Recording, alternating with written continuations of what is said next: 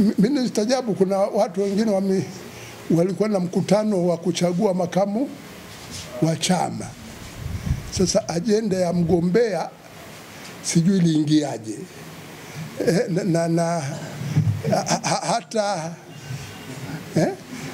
Hata tume ya uchaguzi ilikuwa haijatoa kanuni za uchaguzi.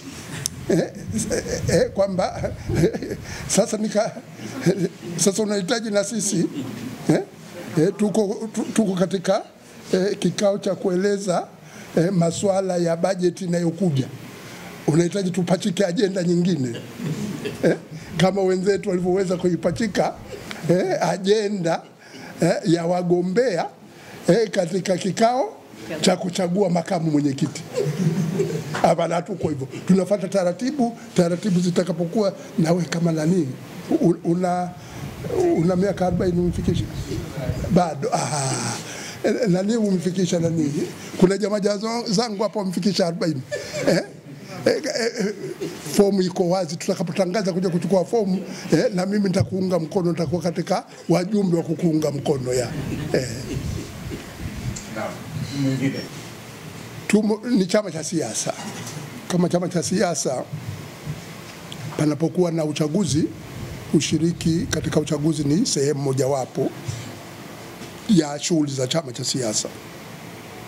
Na katika maelezo yangu, na nimekuwa natoa wito hapa, nimetoa wito kwamba rais aweze kuchukua hatua za haraka, kukutana na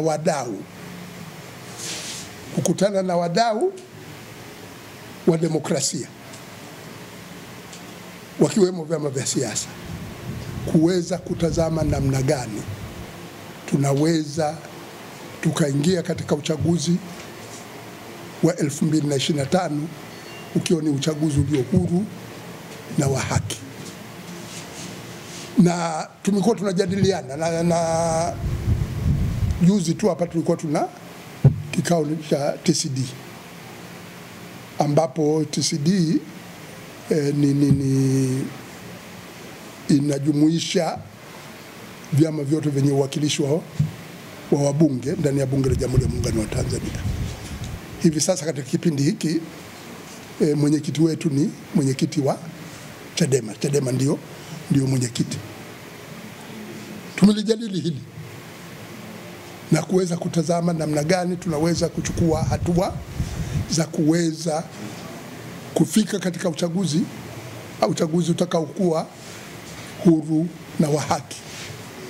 Sasa kwa sisi ambao bado tunafanya haya majadiliano na bado tuna matumaini kwamba majadiliano yatazaa, uwezo ukawa katika chama cha siasa. Tibaijuka tulikuwa naye chuo kikuu, Profesa Tibaijuka tulikuwa naye chuo kikuu, ni Mama Ngangali alikuwa katika na alikuwa waziri mwenzetu, na kweli kwamba huwezi ukapata demokrasia ya kweli na katiba yenye misingi mizuri ya demokrasia hivi bila mapambano. Kwa hiyo, lakini pana uchaguzi unakuja,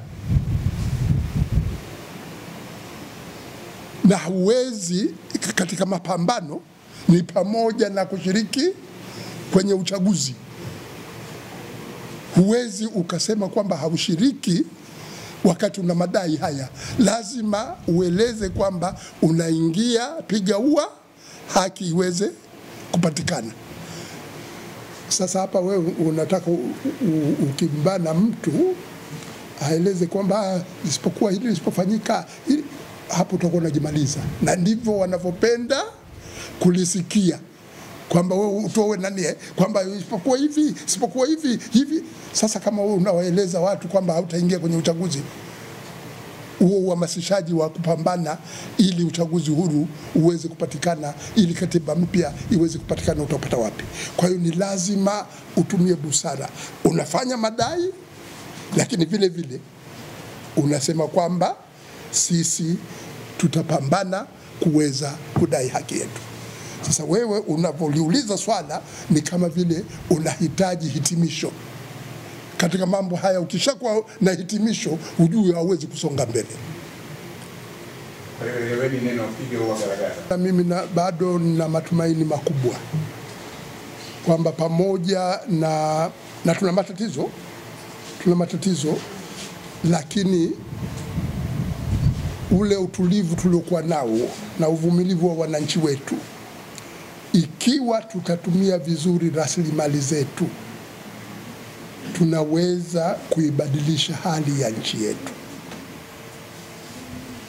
Ni matatizo ya kutowajibika kwa viongozi wetu, kutohakikisha kwamba tunafanya marudio ya kutazama wapi tumekosea. Na kuna mambo mengi tumezungumza hapa. Taarifa ya mdhibiti na CAG, taarifa ya CAG inaonyesha maeneo ambayo tunahitaji kuyarekebisha, mahala ambapo matumizi yamekuwa ni mabovu, ikiwa ni pamoja kwenye miradi ya maendeleo, lakini tunakuwa hatuyashughulikii masuala hayo.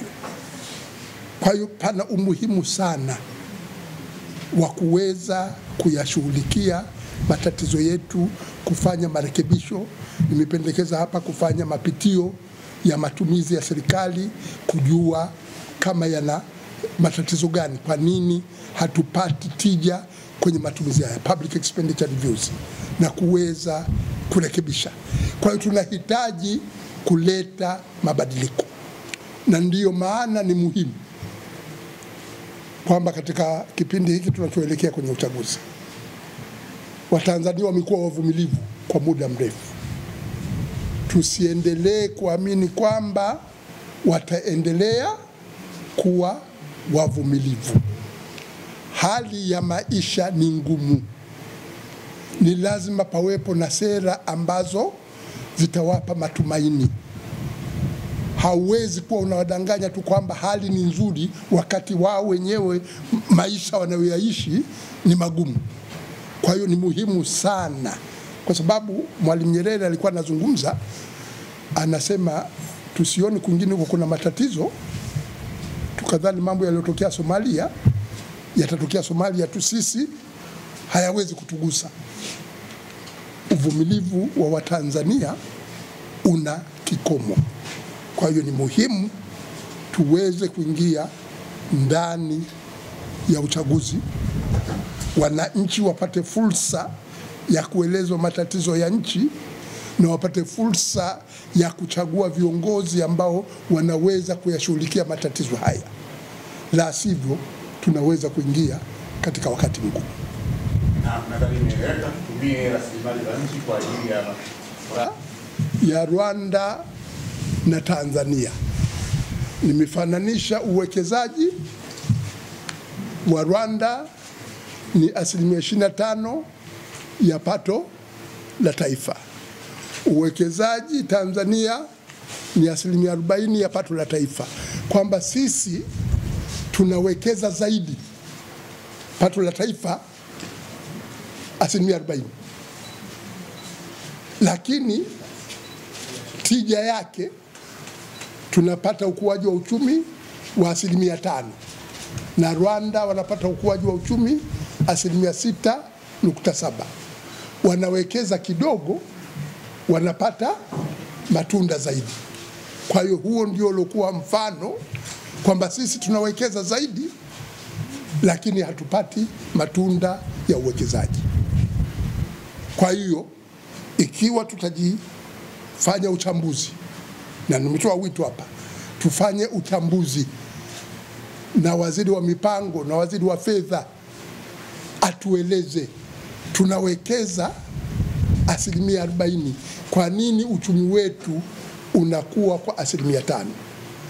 Na zamani tulipokuwa nafundisha ilikuwa kwamba ukiwekeza 40% ya pato la taifa, basi uchumi wako unapaswa kuwa zaidi ya 10%. Kuna kitu ambacho sasa sipendi kuyazungumza haya, kwenye nani, lakini ndio hivyo tena, inaitwa incremental capital output ratio, kwamba ongezeko mtaji wa kiasi gani unahitajika ili uongeze pato la taifa, tuseme kwa shilingi 100. Ili uongeze pato la taifa kwa shilingi 100 unahitaji uwekezaji wa shilingi ngapi? Ilikuwa kwamba unahitaji uwekezaji wa shilingi 350 ili uongeze pato la taifa kwa shilingi 100. Kwa hiyo 350 gawanya kwa 100 inakupa 3.5.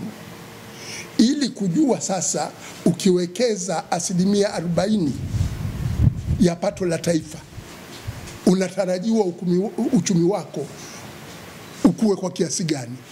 Uchumi unapaswa kukua kwa 40 gawanya kwa 3.5 ambayo inakuwa kama 12% hivi. Kwa hiyo ndio nilokuwa nikijaribu kueleza kwa lugha nyepesi kwamba tunachowekeza uchaguzi wa 2025 unakuwa huru na wa haki. Msimamo wa CUF ni kuunda serikali ya umoja wa kitaifa kwa kuzingatia taratibu za kikatiba baada ya uchaguzi kukamilika, na upatikanaji wa katiba inayotokana na maoni ya wananchi kuwa ni jambo la awali kabisa kulifanyia kazi. Kuweka mkakati wa kutekeleza mipango na programu za taifa zitakazofanikisha ndoto ya Watanzania ya kuwa na nchi yenye haki sawa kwa wote na iliyofanikiwa kutokomeza umaskini na kumhakikisha kila mwananchi ana kipato cha msingi cha kukidhi mahitaji yake. Tunatoa wito kwa Watanzania na ndugu zangu waandishi wa habari kwamba CUF, chama cha wananchi, kina sera za kuwakomboa Watanzania kisiasa, kiuchumi na kijamii na kujenga nchi yenye haki sawa na furaha kwa Watanzania wote. Katika kipindi hiki cha kuelekea kwenye uchaguzi mkuu, naendelea kutoa wito kwa wananchi kuendelea kujiunga na CUF, kujitokeza kugombea nafasi za udiwani, uwakilishi, ubunge, urais wa Zanzibar na urais wa Jamhuri ya Muungano. Kushiriki katika uchaguzi kuna gharama.